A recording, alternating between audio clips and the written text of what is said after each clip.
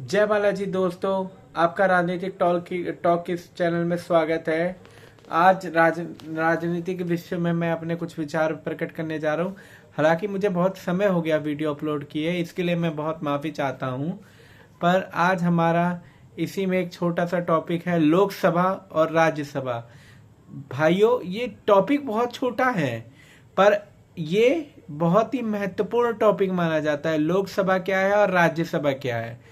लोकसभा, जैसा कि लोकसभा जिसे हम निचली सदन भी कहते हैं, निचली सदन, और जो लोकतंत्र का एक महत्वपूर्ण अंग है, कार्यपालिका, न्यायपालिका, और ये इसी के अंतर्गत है। कार्यपालिका के अंतर्गत लोकसभा आती है, उसके अंतर्गत राज्यसभा होती है। भारत की संसद में दो सदन होता है, जिसमें लोकसभा को हम निचली सदन कहते हैं और राज्यसभा को हम ऊंचली सदन कहते हैं। ये बात अपने अंडरस्टूड कर लीजिएगा दोस्तों, और ये चीज को राइट कर लीजिएगा। लोकसभा क्या है? लोकसभा में 543 सदस्य निर्वाचित होते हैं, जो हमारे जनता के वोटों के द्वारा जनता का प्रतिनिधित्व करने वाले संसद में बैठते हैं।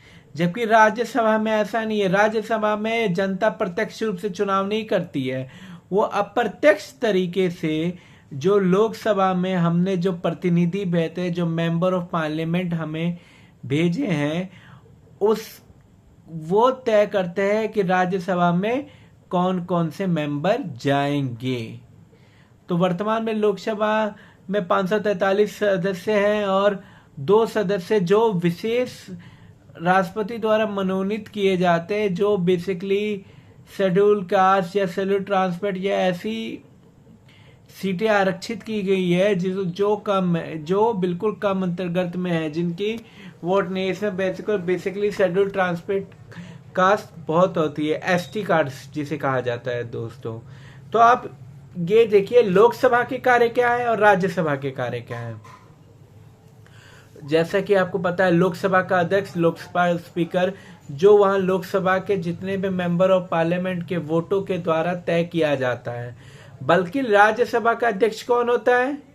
राज्यसभा का अध्यक्ष उपराष्ट्रपति होता है। और राज्यसभा में जो 230 सदस्य मनोनीत किए जाते हैं, वो मनोनीत किए जाते हैं जनता के प्रतिनिधि चुनाव किए गए नेताओं के द्वारा। अब राज्यसभा का कार्य क्या है, लोकसभा का कार्य क्या है, अब हम इसके बारे में डिसाइड करें दोस्तों, तो क्या बताएंगे। लोकसभा हमारे धन विधेयक, संसदीय कानून, ये जो हमारी संघ सूची में कानून जो आते हैं, उसको बनाने का पूरा हक रखता है दोस्तों।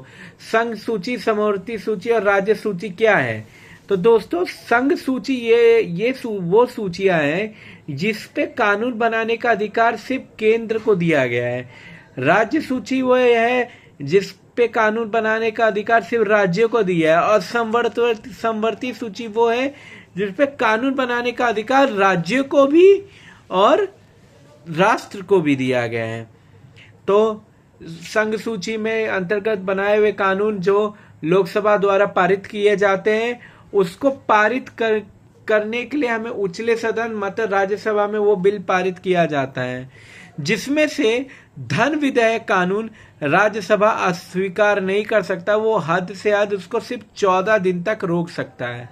14 दिन के बाद वो धन विधेयक का कानून उसको पास करना ही पड़ेगा निचले सदन में, और बाद में राष्ट्रपति द्वारा उस पे हस्ताक्षर करके वो कानून लागू हो जाता है। जैसे व्यवहारिक रूप से हमारा प्रधानमंत्री शक्तिशाली होता है, वैसे ही दोनों सदनों में मुख्य सबसे शक्तिशाली राष्ट्रपति को माना जाता है। ठीक है दोस्तों। तो अब राज्यसभा क्यों आवश्यक है, किस लिए आवश्यक है, ये बात है।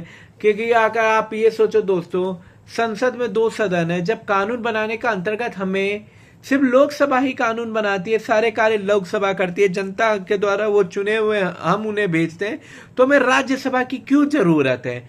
बेसिकली दोस्तों, राज्यसभा राज्य के द्वारा जो राज्य को कानून बनाते हैं, वो उसमें अधिकार रखते हैं। और यहां तक जब महाभियोग चलता है या महाभियोग द्वारा जब किसी को हटाया जाता है या आपातकाल के दौरान जब संसद भंग हो जाती है तो राज्यसभा उसमें कुछ अपना अंतर्गत देखती है। महाभियोग के अंतर्गत अगर लोकसभा भंग की जाती है तो उसमें राज्यसभा की भूमिका बहुत महत्वपूर्ण हो जाती है। हालांकि और दोनों शक्तियों के बीच में निरंतर परस्पर संबंध बनाए रखने, एक सदन को खूब शक्तिशाली ना हो जाए, उसके लिए ये दोनों सदनों का होना आवश्यक है, जिससे कानून के बारे में विचार विमर्श करके उसका उचित तोल मोल करके एक उचित कानून बनाया जाए। तो इसके लिए हम राज्यसभा और लोकसभा बहुत ज़रूरी होते हैं। लोकसभा में चुनाव लड़ने की, मेंबर ऑफ पार्लियामेंट में लड़ने की उम्र 25 साल है, जबकि राज्यसभा में वही 30 साल है। लोकसभा में 18 वर्ष से कम उम्र के बच्चे का आयु वोट दे सकता है, पर राज्यसभा में जो मनोनीत सदस्य हैं उनको चुनाव का अधिकार है, हमको नहीं। तो ये चीज़ आप राइट डाउन कर लीजिएगा, इसको अच्छे से समझ लीजिएगा, क्योंकि हमारा संविधान ऐसा है जो कठोर तथा लचीला है और इसमें तरह तरह की बातें दी गई है, जिसमें हमारा संसद है, हमारा सदन है, हमारा उचला और निचला सदन, हमारा राज्यसभा और लोकसभा। तो इस बात को ध्यान में रखिएगा दोस्तों। राज्यसभा के अंतर्गत कार्यों की सूची, नियमों का संचयन है, लोकसभा द्वारा पारित की कानून के बारे में और तथा विचार विमर्श करने के लिए राज्यसभा में विधेयक भेजे जाते हैं, जिससे राज्यसभा द्वारा स्वीकृति दी जाती है, तब वो कानून पारित होता है। तो दोस्तों इस चीज़ का ध्यान रखिएगा और ये चीज़ अच्छे से नोट डाउन कीजिएगा। लोकसभा और राज्यसभा के बीच में डिफरेंस मुख्यतः यही है जो इजीली वे में समझ में आए, जबकि इसका उदाहरण करें तो बहुत ही विस्तृत तरीके से है। राष्ट्रपति संसद का अध्यक्ष होता है और उपराष्ट्रपति लोकसभा का अध्यक्ष होता है, और लोकसभा का जो मुख्य अध्यक्ष होता है वो हमारा प्रधानमंत्री कहलाते हैं, जैसे वर्तमान में हमारे प्रधानमंत्री जो हैं। तो दोस्तों आपसे आज्ञा लेना चाहूँगा और अगले दिन आपको नए वीडियो के नए टॉपिक में मिलूँगा। जय बालाजी।